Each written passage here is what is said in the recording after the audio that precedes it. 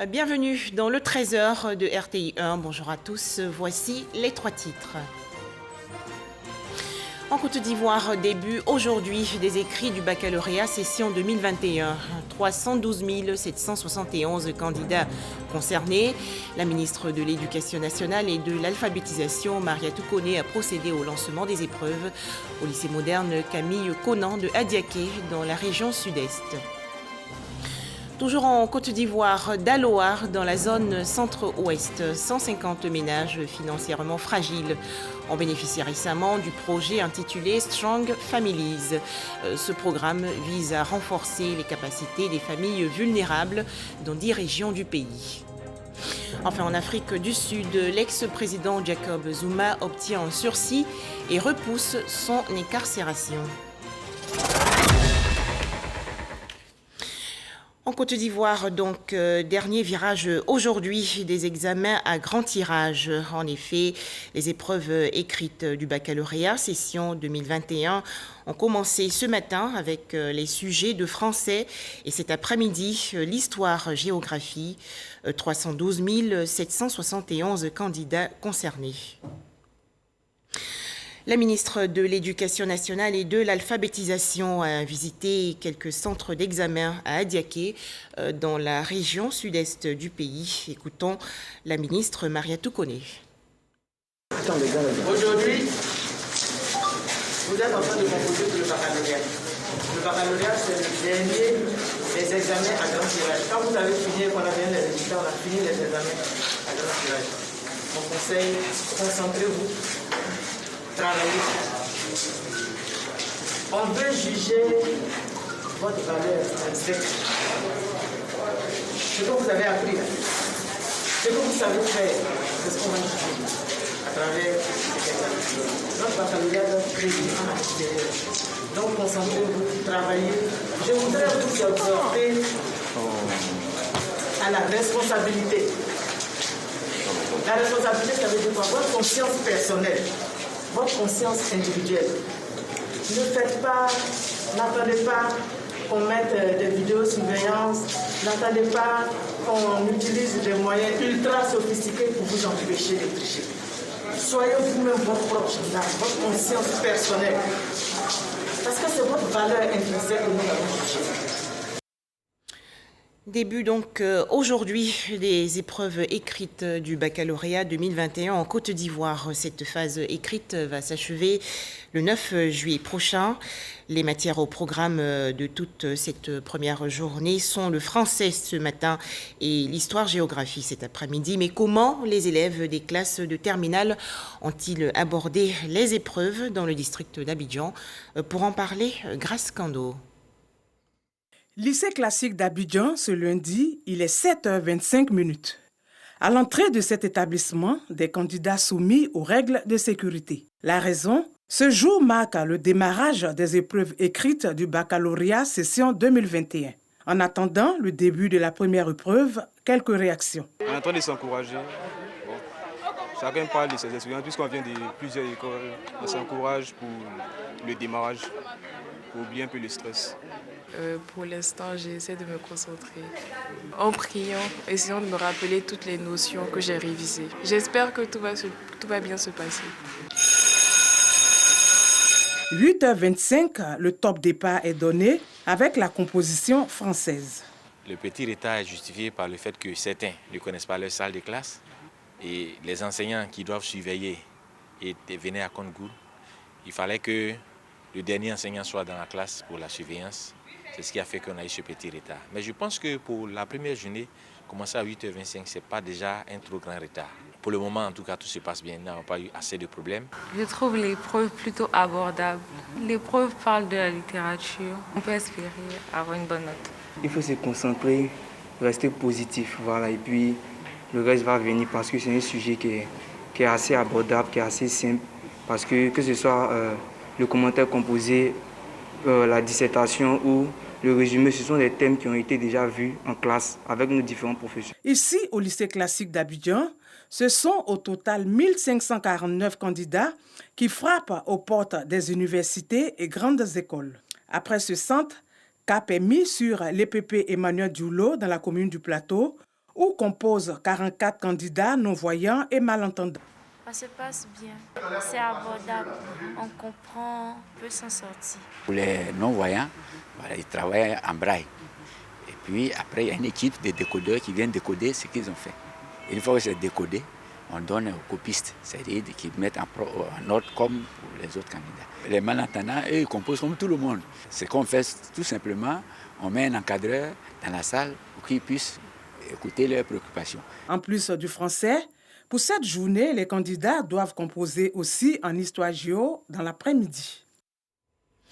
Boaké, dans la région centre du pays, 15 669 candidats affrontent également à compter d'aujourd'hui les épreuves écrites du baccalauréat 2021. Djeneba Ouattara les a rencontrés.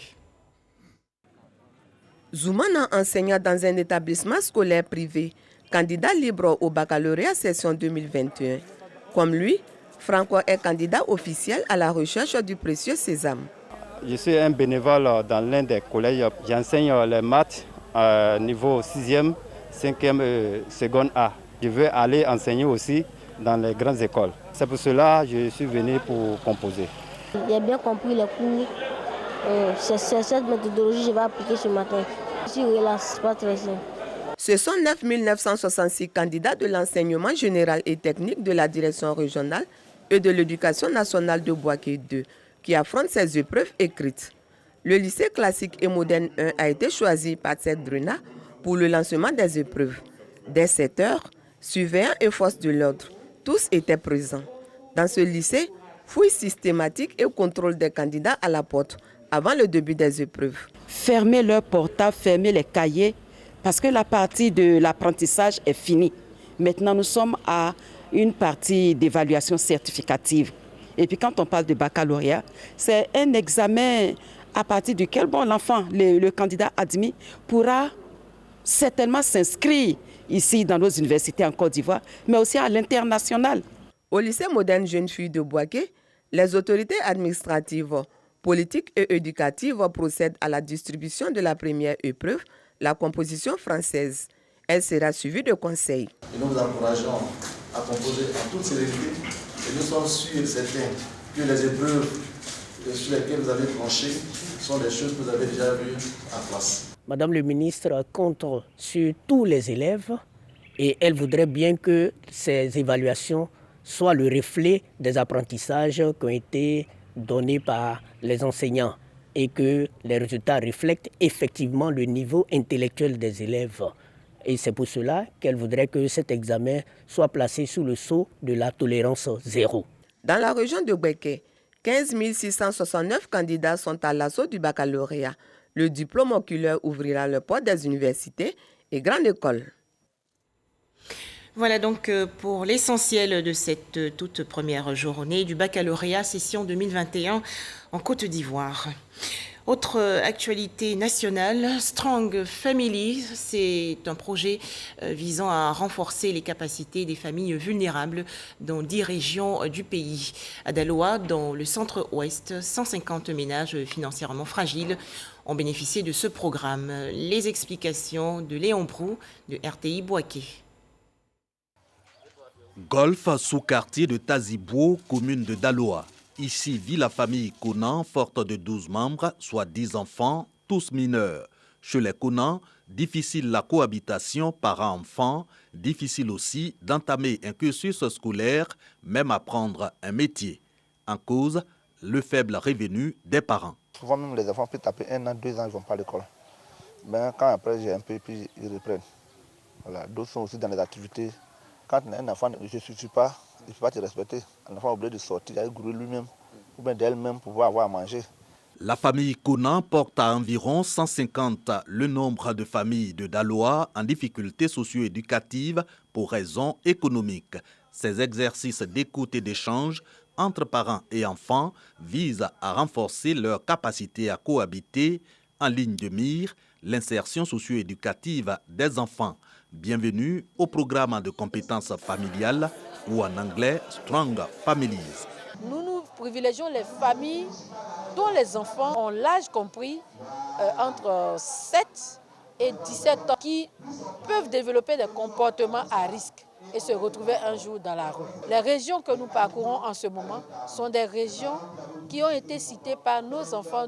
Plusieurs séances de formation et d'encadrement sur les droits et devoirs des parents et des enfants, le modèle de cohabitation et de communication entre parents et enfants, puis des résultats. Plutôt la grande même là, elle-même là, c'est elle-même à voir parce qu'elle-même là, quand la passe ça rentre ici, mais avec deux fois on est venu ici là, elle a eu un changement que ça m'a plu. Et depuis que nous avons commencé, nous sentons l'attention des parents. Le parent qui était autrefois démissionnaire, mais le parent commence à comprendre que pour certaines orientations, il ne donne pas les règles exactes à l'enfant. Le programme de compétences familiales ou Strong Families est mis en œuvre dans 10 régions et encadre 3500 familles vulnérables dans la prise en charge socio-éducative à l'effet d'éviter à leurs enfants la déviance sous toutes ses formes. Toujours en Côte d'Ivoire, ce bilan 2020 des violences basées sur le genre a noté 5405 cas, dont 2219 violences conjugales. Le ministère de la Femme, de la Famille et de l'Enfant a initié, en partenariat avec le système des Nations Unies et les organisations non gouvernementales, des réflexions sur les actions de lutte. Les travaux se sont déroulés récemment dans la commune de Cocody. Le point dans ce reportage de Jean Djadji. 40 organisations autour d'une table ronde pour lutter contre les violences basées sur le genre, VBG. Leur leitmotiv, travailler en synergie pour mettre en œuvre la prévention contre les VBG. Le ministère de la Femme, de la Famille et de l'Enfant entend assurer son leadership pour promouvoir la tolérance zéro aux violences basées sur le genre, y compris les mariages précoces et les mutilations génitales féminines en Côte d'Ivoire. Depuis l'avènement de la pandémie à Covid-19, nous sommes confrontés à une recrudescence des cas de violences basées sur le genre. Ce phénomène n'épargne aucune couche sociale, les femmes et les enfants étant les plus touchés. À l'occasion de cette rencontre, les acteurs de la lutte font le bilan des activités menées. Sensibiliser les populations sur ce phénomène reste la priorité des participants. Nous sommes dans un processus et beaucoup de choses ont été faites, mais il faut dire qu'il y a le défi qu'il faut relever. Il faut parfaire ce qui a été fait par la police et améliorer les conditions de travail dans la prise en charge des personnes survivantes de VBG. En cette période de pandémie due à la Covid-19, l'on a enregistré en 2020 150 agressions sexuelles et 93 mariages forcés. Un taux qui reste élevé selon le système de gestion de l'information sur les violences basées sur le genre. La Maraoué, dans le centre-ouest du pays, zone cacaoyère d'importance et également région de forte production de vivriers. Alors, parmi les producteurs, on dénombre actuellement des femmes regroupées en coopératives agricoles. Ces femmes, qui s'illustrent par leur bonne organisation, sont aujourd'hui dans une optique de diversification de leurs activités. À l'exemple de la Covima, une coopérative située dans la ville de Boisflé. Les explications de Eugène Atoubé. Voici un campement comme on en trouve nombreux dans la région de Boisflé, zone de forte production de cacao. Au-delà des limites de ce campement, de vastes plantations cultivées avec abnégation et dans le respect de la durabilité de la cacaoculture. Comme ici, cette plantation de 10 hectares, propriété de Dame Ngoran. Pour cette femme battante, le travail de la terre est une passion. Elle m'a confié le champ, c'est moi qui travaille dedans. S'il y a un problème, elle m'appelle, on s'assoit, on discute et puis on tombe d'accord. Elle m'aide. En tout cas, nous sommes ensemble. Je crée les plantations pour pouvoir sortir de la pauvreté et me prendre en charge. La terre nourrit son homme. J'encourage mes sœurs. C'est une des rares femmes à s'illustrer dans l'agriculture. Aujourd'hui, présidente nationale des femmes productrices de café cacao, Dame Goran est lauréate du prix national d'excellence 2019 de la valorisation des compétences féminines. Ce matin, à la salle de réunion de la préfecture de Boisflé, des compétences féminines issues de 120 associations de femmes du milieu rural exerçant dans divers domaines agricoles se sont réunis. Une rencontre à l'initiative de la COVIMA, coopérative des femmes pour la production, la transformation et la commercialisation du vivrier de la Marawe. Au cours des échanges, lors de cette réunion, les femmes ont été claires. Elles veulent plus de moyens, un meilleur encadrement et bénéficier d'un environnement de travail propice à leur autonomisation et leur bien-être. On n'a pas de matériel pour faire le champ même. On n'a pas de bottes, machettes, rien. On a fait 1 hectare et demi. Nous voulons agrandir. Mais avec quels moyens? Donc on a besoin de financement, de matériel pour pouvoir faire notre champ. Aujourd'hui, pour que vous soyez fort, pour discuter, pour obtenir un prix rémunérateur, il faut que vous fassiez bloc à travers les coopératives. Le regroupement en coopérative, la Fédération nationale des femmes productrices de cacao en fait son cheval de bataille, avec pour slogan « Seul on est fort, mais ensemble on devient plus fort ». Les femmes agricultrices y ont adhéré massivement et, chose frappante, des hommes ont accepté d'intégrer ces coopératives de femmes. À la COVIMA aujourd'hui, le ratio genre est de 90% de femmes et 10% d'hommes, tous mus par cette volonté de développer les activités agricoles, le cacao, mais également le vivrier et l'élevage. Des coopératives sœurs venues d'autres régions y sont accueillies pour des formations, partage d'expériences et réalités de terrain. On vient d'apprendre beaucoup de choses parce que COVIMA fait de l'élevage, de poulets, de porc. Donc ça nous donne aussi l'envie. On va essayer de faire la même chose que COVIMA. Ça a été une très belle expérience pour nous. Aujourd'hui, on a compris qu'à partir du peu, on peut aller jusqu'au loin. On a compris aussi quand la détermination est là, quand il y a quelqu'un qui a une vision et que les gens le suivent ou dans cette vision, main dans la main, on va juste loin. Une rencontre à la fois inspirante et enrichissante pour ces agricultrices et agriculteurs qui ont été émerveillés par l'organisation de la COVIMA. Cette entreprise coopérative avec conseil d'administration, dont le bilan 2020 est jugé positif, envisage pour 2021 la collecte et la vente de 1000 tonnes de fèves de cacao, 20 tonnes de café, 500 tonnes d'anacarde et autant de tonnes pour le maïs, ainsi que 50 tonnes de produits maraîchers. La coopérative joue la carte de la diversification et aujourd'hui engage le pari de la transformation. Le cacao et l'anacarde produits par ses 3000 membres sont transformés puis vendus sur le marché local. Nos exportateurs ont envoyé des gens du Pays-Bas pour venir former les enfants des producteurs et 25 jeunes pour faire le chocolat. Vous avez une plaquette de chocolat, le Marachoco, donc le chocolat de chez vous. C'est elle qui nous a convaincus de l'accompagner dans cette aventure. Après 4 ans à acheter du cacao, à le vendre aux autres, à le vendre sous forme de fèves de cacao, elle a compris qu'il était temps que les coopératives passent à l'étape suivante, c'est-à-dire leur autonomie, l'industrialisation.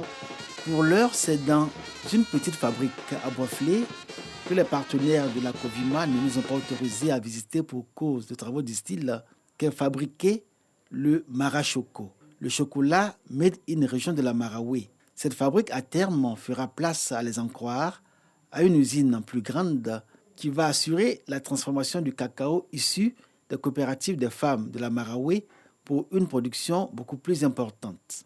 J'entendais un des planteurs tout dire, voilà, on n'a pas payé notre cacao, on n'a pas... Oui, ça fait partie de l'ancienne aventure. Si cette usine de chocolat est construite, elle n'aura plus besoin d'envoyer ton cacao à Abidjan. Elle va fabriquer son chocolat à Boisflé et elle va le vendre à la population ivoirienne. La diversification des produits de l'agriculture et leur transformation pour mieux vendre et tirer un bien meilleur revenu des plantations. C'est cette vision à laquelle Dame Ngouran invite tous les agriculteurs à adhérer pour sortir de la précarité. Attention, le coronavirus est toujours présent en Côte d'Ivoire, alors faisons-nous vacciner et respectons quotidiennement les gestes barrières.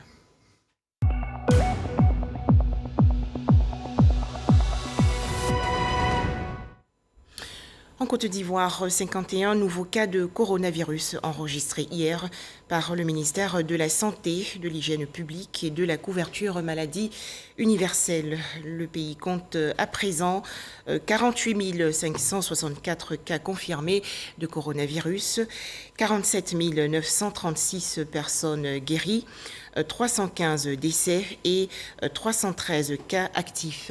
À noter que le 3 juillet dernier, 601 doses de vaccins anti-coronavirus ont été administrées, soit un total de 797 907 doses administrées. Un tout autre sujet à présent, SOS pour Anono, village Atchan de la commune de Cocody. En effet, Anono est en proie à l'insalubrité et manque cruellement d'ouvrages d'assainissement. Le ministre de la Salubrité et de l'Assainissement a effectué récemment une visite de terrain. Bouaké Fofana a annoncé de grands travaux dans cette partie de la commune de Cocody. Les détails dans ce reportage de Eugène Atoubé. Dans le voisinage des jolis immeubles de la Riviera Golf dans la commune de Cocody, Anono.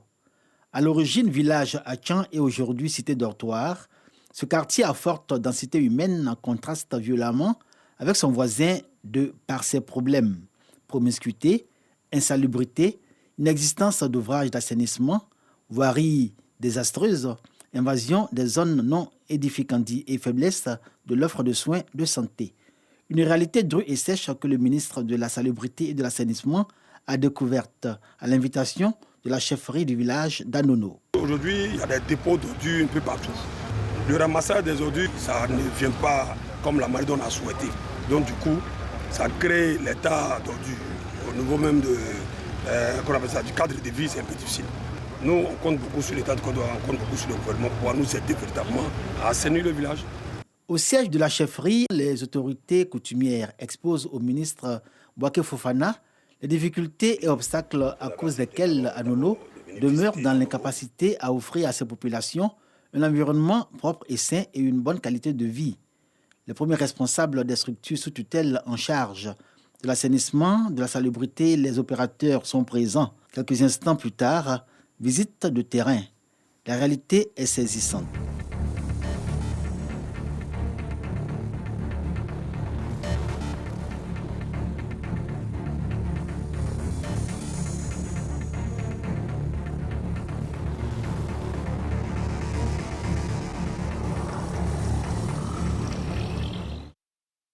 Pour sa première visite à Anono en qualité de ministre de la Salubrité et de l'Assainissement, Bouaké Fofana réalise l'urgence à agir dans l'optique d'un cadre sain dans ce quartier pour le bien-être des populations. Si nous travaillons ensemble, à court terme, il y a des choses qui sont possibles. On peut débarrasser en tout cas Anono de tous les dépôts sauvages aujourd'hui. Il y a des questions qui vont être traitées à moyen terme, notamment comment collecter les eaux, aussi bien les eaux de pluie que les eaux usées. L'ONAB va réfléchir à la question pour faire des propositions concrètes qu'on peut mettre en œuvre tout de suite. Anono est à l'abri des catastrophes imputables à la force des précipitations qui tombent sur Abidjan grâce aux travaux de renforcement des canalisations et de désensablement des ouvrages existants en aval du quartier. Selon Bouaké Fofana, ces travaux trouveront leur prolongement dans un plan d'urgence que prévoit le gouvernement pour l'ensemble des villages Atchan, absorbés aujourd'hui par la forte urbanisation que connaît la ville d'Abidjan. Direction à présent Sinématiali. Cette localité située dans la région nord du pays a désormais une case numérique. Fidèle Sarasoro, le directeur de cabinet du président de la République, a procédé il y a quelques jours à l'inauguration de cette salle informatique entièrement équipée. Ami Sissoko. Faire de Sinématiali une ville digitale dans le Poro. C'est ce qui a suscité l'ouverture d'une case numérique dans cette localité. Elle vise l'initiation aux outils numériques, la navigation, la réalisation de démarches administratives en ligne. L'espace peut être également utilisé pour le suivi et la formation à distance ainsi que l'organisation de webconférences. La case, nous voulons qu'elle soit aussi utilisée pour former les jeunes. Le formateur peut ne pas être à Sinématiali. Il peut être partout au monde et former les jeunes ici grâce à ce système de visioconférence. La case numérique de Cinématiali, avec plus de 50 ordinateurs, est le fruit de la collaboration entre le ministre directeur de cabinet du président de la République, Fidel Sarasoro, également député de Cinématiali, la multinationale chinoise Huawei et la Société nationale de développement informatique, SNDI, qui contribuent à plus de 47 millions de francs CFA au nom du ministère de l'économie numérique, des télécommunications et de l'innovation. Généralement, quand on parle d'informatique, quand on parle du numérique, les jeunes ont le sentiment qu'il s'agit des hommes. Non. Je voudrais encourager nos mamans à venir. Il n'y a pas d'âge pour apprendre à venir régulièrement, à vous inscrire et à utiliser cette case et à vous approprier la case et surtout à encourager les jeunes filles à venir apprendre. C'est là l'avenir.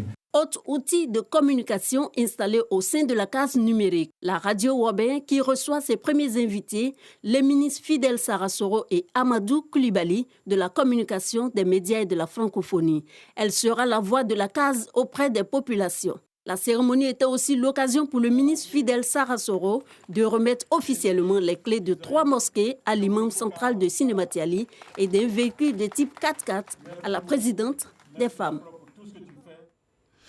Des nouvelles sportives à présent avec les préparatifs de la Coupe d'Afrique des Nations de football 2023 en Côte d'Ivoire. Une délégation de la radiodiffusion télévision ivoirienne, la RTI, votre serviteur, a visité des chantiers à Korogo dans le nord du pays et à Yamoussoukro et Bouaké dans le centre. Le point de cette journée avec Seydou Koulibaly et Aude Alégbé du service sport. La CAN 2023 approche à grands pas. Après avoir joué pleinement avec succès le rôle de radio-télévision diffuseur hôte RTDH durant la francophonie 2017, la RTI veut relever le défi de la CAN 2023. Pour jouer pleinement son rôle de radio-télévision diffuseur hôte, la RTI ne lésine pas sur les moyens. Une mission conjointe avec le BNET, l'ONS et la société Optimum qui accompagne la CAF au niveau des médias visités successivement les stades de Yamoussoukro, Bouaké et Korogo. Dalla Diabagate, directeur technique, Soti Raphaël, directeur des systèmes informatiques, Olivier Kwaku, directeur des projets de la planification, et Koulibaly Seydou, chef du service autonome des sports TV, composaient la délégation de la RTI. C'est le stade de Yamoussoukro qui accueille en premier cette mission, un stade de 20 000 places pratiquement achevé. La visite de la délégation de la RTI a permis de relever certains manquements au niveau des commodités médias que la CAF exige lors des phases finales de la CAN. Les espaces médias ont été passés en revue. Le studio télé, le studio radio, les cabines commentateurs et les tribunes presse sont prêts. Certains espaces sont prévus comme le Broadcast Area qui nécessite près de 1000 mètres carrés et qui sera l'un des centres névralgiques des retransmissions des matchs. Des espaces comme la salle des photographes ou le bureau du responsable de presse qui n'étaient pas prévus sont à réaliser, tout comme la salle de presse ou centre média qui est à agrandir.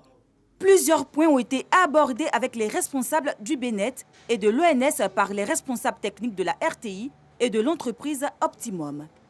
Après Yamoussoukro, le stade de Bouaké en phase de finition et celui de Korogo qui a pris du retard ont été visités. Et toutes les remarques concernant les médias ont été notifiées aux responsables de ces 2 sites. Des commodités nécessaires et obligatoires pour que la CAF homologue ces stades et surtout permettre une meilleure retransmission des matchs. En image, l'actualité hors de chez nous, en Afrique du Sud, l'ex-président Jacob Zuma a refusé de se rendre à la justice. L'ancien dirigeant sud-africain avait été condamné le 29 juin dernier à 15 mois de prison ferme pour son refus de s'expliquer sur les accusations de corruption endémique sous sa présidence. Jacob Zuma avait 5 jours pour se rendre aux autorités judiciaires. La Cour constitutionnelle va donc réexaminer le 12 juillet prochain sa condamnation. Autre information hors de chez nous, l'Océan Viking, le navire de secours en mer de l'organisation non gouvernementale SOS Méditerranée, a recueilli la nuit dernière en Méditerranée 369 nouveaux migrants après une deuxième opération de secours en quelques jours, annonce faite par les responsables de cette ONG. Retour en Côte d'Ivoire, rappelons le début aujourd'hui des épreuves écrites du baccalauréat session 2021. 312 771 candidats concernés. À noter également que les résultats du BPC, brevet d'études du premier cycle session 2021, seront eux publiés demain mardi 6 juillet 2021 par le ministère de l'Éducation nationale et de l'alphabétisation. Voilà, c'est la fin de ce journal. Merci de nous avoir suivis et merci de toujours suivre RTI1.